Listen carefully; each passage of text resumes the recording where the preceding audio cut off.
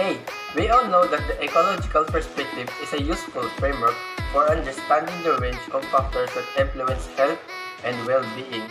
It is also a model that can assess in providing complete perspective of the factors that affect specific health behaviors, including the social determinants of health.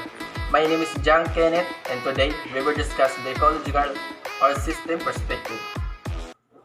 The ecological perspective uses ecological concepts from biology as a metaphor with which to describe the reciprocity between the persons and their environments.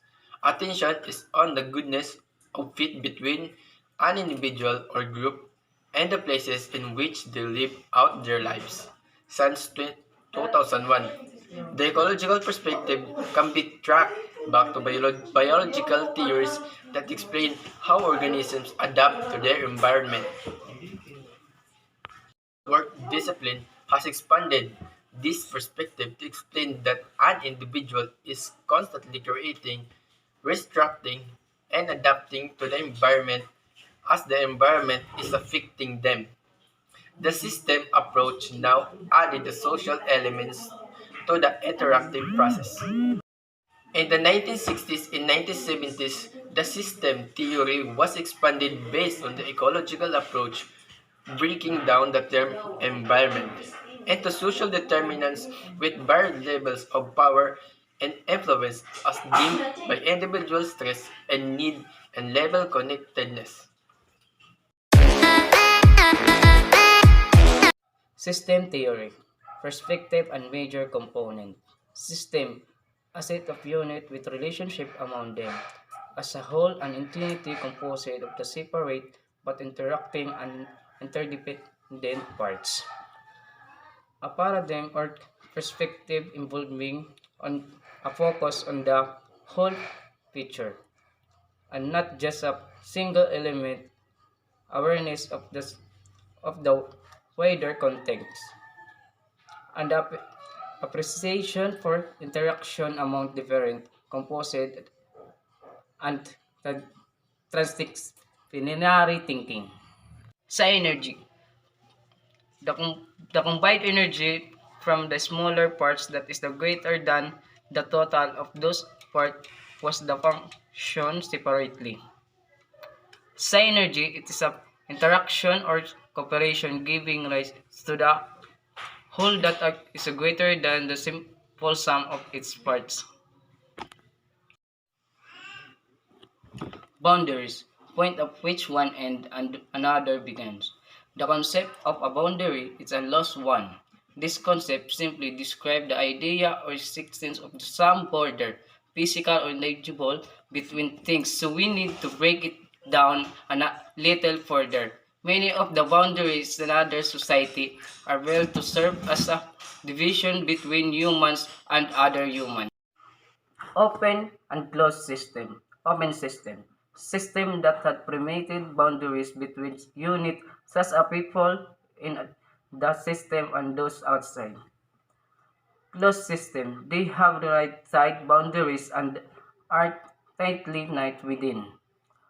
Open systems refers to the system that interact with other system or the outside environment, whereas closed systems refers to the systems having relatively little interaction with other systems or the outside environment. Steady state. Systems are not static but are steadily moving. Equifinality, the concept that the final state of a system can be achieved in many different ways. Equifinality is a concept of the multiple paths to a common end state. It is an important element of general system theory. Levels of environment. Microsystem. The most basic system referring to an individual's most immediate environment. The effect of personality characteristic on other family members. Mesosystem. A more generalized system referring to the interactional process between multiple. Exosystem. Settings on a more generalized level which affect indirectly family interaction on those micro and meso levels. The effect of parents' employment on a family interactions. Macro system, the most generalized force affecting individuals and family functioning. Political, cultural, and economical social. Problems in living. Problems with life transitions. Problems associated with tasks in using and influencing elements of the environment. Interpersonal problems and needs in families and groups. The generalist model, the strength perspectives. Number 1, respecting client's strengths. Number 2, client's submini strengths. 3, client's motivation is based on fostering client's strengths. 4, the social worker is collaborator with the client. 5, avoiding the victim mindset. 6, any environment is full of resources. Empowerment and resilience. It means empowerment builds on resilience to provide the bridge that connects individual power to social power, changing the world around the individual local community. Social and economic justice. The social and economic justice minor is designed to provide students with a framework to address the causes, the consequence and expression of social and economic inequalities. Students develop the knowledge and skills to help create society with opportunities for every member to have dignified and productive life. The concept of generalist practice. Strength perspective. It means is any approach to social works that puts the strengths and resources of people, communities, and their environments rather than their problems and pathologies at the center of the helping process. Social and economic justice.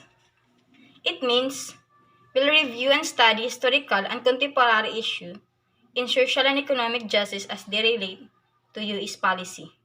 Social worker is a change agent who uses helping process to facilitate change in client or client systems. Stage of helping process. Dialogue engagement stage. Develop relationship. The action of causing the repetitive connection and evaluation toward accomplishing the common purpose of two or more people. Find the problem. Sometimes analysis is confused with needs assessment or two terms are used interchangeably. Identify preliminary goals. Performing procedures regarding the continuance of the client relationship and the specific audit engagement. Discovery contract stage. Assist and evaluation needs. A needs analysis should outline who you are buying for who needs to the good works or service. Explore resource client strength. One good way to help clients is spot strength and ask questions about what they enjoy, what activities gravitate toward, and when they are happiest. Development action stage. Carry out plan. An action plan is a list of tasks that you need to do complete a simple subject or objectives. Strengthen clients, help them get what they need. To help the customer, you must have a deep knowledge of your products and